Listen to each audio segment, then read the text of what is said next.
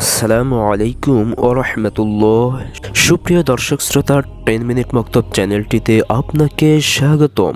আজকে আমরা জানব বাড়ি থেকে বা ঘর থেকে বরকত চলে যাওয়ার 4টি কারণ সম্পর্কে, অর্থাৎ যে 4টি কারণে আমাদের ঘর থেকে বরকত চলে যায়। অনেকের অনেক অভিযোগ, আয় রোজগার ভালো হওয়া সত্ত্বেও অভাব দূর হয় না, সংসারে টানাটানি লেগেই থাকে, দিন রাত পরিশ্রম করেও সুখের দেখা মেলে না, কোথায় যেন কি নেই এমন একটা বিষয়। আসলেই একটা জিনিসই নেই, সেটা হলো বরকত। বরকত হলো আল্লাহর প্রদত্ত বিষয়। এটা অর্জন করতে হয় বিভিন্ন আমল, দোয়া ও সৎকর্মের মাধ্যমে।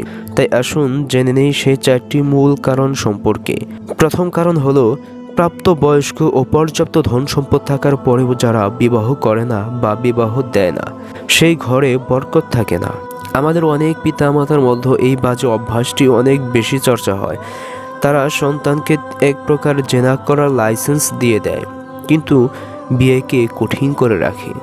অথচ সেই পিতামাতা নামাজ, রোজা, হজ, যাকাত ইত্যাদি সবই পালন করে, এসবের কিছুই বাদ দেয় না, কিন্তু বুঝে না বুঝে সন্তানকে জেনার দিকে ধাবিত করছেন প্রকারান্তরে। তাই বিশেষ করে ঘরে বিবাহযোগ্য ছেলে মেয়ে থাকলে তাদের বিবাহের ব্যবস্থা করতে হবে।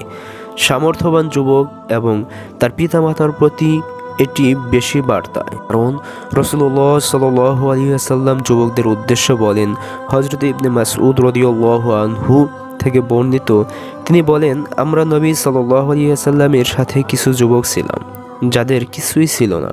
তখন রাসূলুল্লাহ সাল্লাল্লাহু আলাইহি ওয়াসাল্লাম আমাদের উদ্দেশ্য করে বলেন, এই যুব সমাজ, তোমাদের মধ্যে যারা সামর্থ্য রাখো তাদের উচিত বিয়ে করে ফেলা, কেননা বিয়ের দৃষ্টি অবনতকারী ও লজ্জা স্থানকে হেফাজতকারী। আর যার সামর্থ্য নেই তার উচিত হবে রোজা রাখা, কেননা রোজা যৌন উত্তেজনা প্রশমনকারী। সহিহ বুখারী। এক্ষেত্রে পিতামাতার যদি রাজি না হয়, তাহলে আপনি আপনার অন্য কারো সাহায্য নিয়ে তাদের বোঝানোর ব্যবস্থা করতে পারেন। সেটাও না হলে আপনার সামর্থ্য থাকলে যে কোনোভাবেই অভিভাবককে রাজি করিয়ে বিয়ে করে নিন, কারণ আপনার বিবাহের বিলম্বের কারণে যদি আপনার কোনো পাপ সংঘটিত হয়ে যায়, যেমন আপনি যদি জেনা ব্যভিচারে লিপ্ত হয়ে যান, তাহলে সেটার জন্য আপনার পিতামাতাও শাস্তি ভোগ করবে। তাই বড় কোনো গুনাহ থেকে বেঁচে থাকার জন্য আপনার সামর্থ্য থাকলে অবশ্যই বিয়ে করে নিন। আর যদি পিতামাতা বিয়ে না করানোর পেছনে যৌক্তিক কারণ থাকে, তাহলে সিয়াম পালনের মাধ্যমে নিজের যৌবনকে সংযত রাখবেন। রাসূলুল্লাহ সাল্লাল্লাহু আলাইহি ওয়াসাল্লাম বলেছেন, তোমাদের মাঝে যার কোনো পুত্র বা কন্যা সন্তান জন্ম হয়, সে যেন তার সুন্দর নাম রাখে এবং তাকে যেন উত্তম আদব কায়দা শিক্ষা দেয়। যখন সে বালেগ অর্থাৎ সাবালক বা সাবালিকা হয়, তখন যেন তার বিবাহ দেয়। যদি সে বালেগ হয় এবং তার বিয়ে না দেয়, তাহলে সে কোনো পাপ করলে উক্ত পাপের দায়ভার তার পিতামাতার উপর বর্তাবে। বাইহাকি।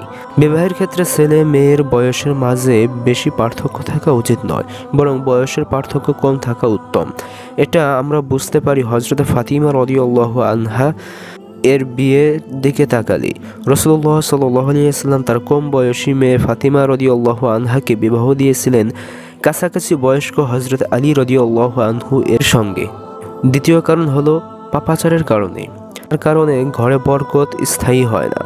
গুনাহের কারণে যেমন মানুষের আযাব গজব নাজিল হয়, তেমনি জীবিকার বরকত দূরীভূত হয়। আল্লাহ তাআলা বলেন, যদি সে সব জনপদের অধিবাসীরা ঈমান আনত ও তাকওয়া অবলম্বন করত, তাহলে আমি তাদের জন্য আকাশমণ্ডলী ও পৃথিবীর বরকত উন্মুক্ত করে দিতাম, কিন্তু তারা তা প্রত্যাখ্যান করেছিল। সুতরাং তাদের কৃতকর্মের জন্য তাদের শাস্তি দিয়েছি। সূরা আরাফ আয়াত নম্বর 96।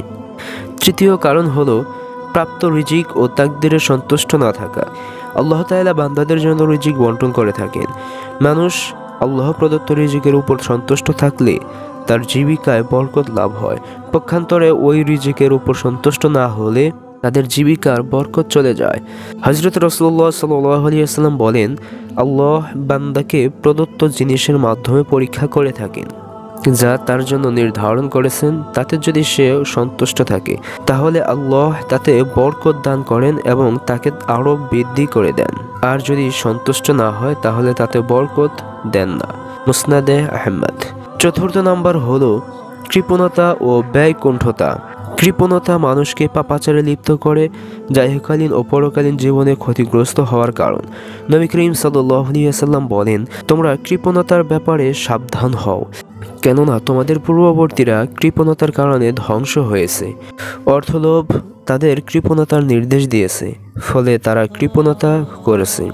তারা তাদের আত্মীয়তা ছিন্ন করার নির্দেশ দিয়েছে, তখন তারা তাই করেছে, এবং তাদের পাপাচারী প্ররোচিত করেছে, তখন তারা তাতে লিপ্ত হয়েছে। সুনানে আবু দাউদ। আবার অপব্যয় করলেও ঘর থেকে বরকত দূর হয়ে যায়, অর্থাৎ বাজে কাজের জন্য খরচ করতেই অপব্যয় বলে। এটা মানুষের একটা নিন্দনীয় স্বভাব, যার কারণে তার মধ্যে চৌর্যবৃত্তি, অন্যের সম্পদ আত্মসাৎ, উৎকোচ গ্রহণ ইত্যাদি দুশ্চরিত্র স্বভাব বিস্তার করে। ইসলাম এগুলোকে নিষিদ্ধ করেছে। এ প্রসঙ্গে আল্লাহ তাআলা বলেন, তোমরা খাও ও পান করো, কিন্তু অপচয় করো না। নিশ্চয়ই আল্লাহ অপচয়কারীদের ভালোবাসেন না। সূরা আরাফ আয়াত নাম্বার 31। আল্লাহ তাআলা আমাদের প্রত্যেককেই যেন সুস্থ রাখেন, সুন্দর রাখেন, নিরাপদে রাখেন, এই কামনা করেই আজকের ভিডিও এখানেই শেষ করছি। আসসালামু আলাইকুম ওয়া রাহমাতুল্লাহ।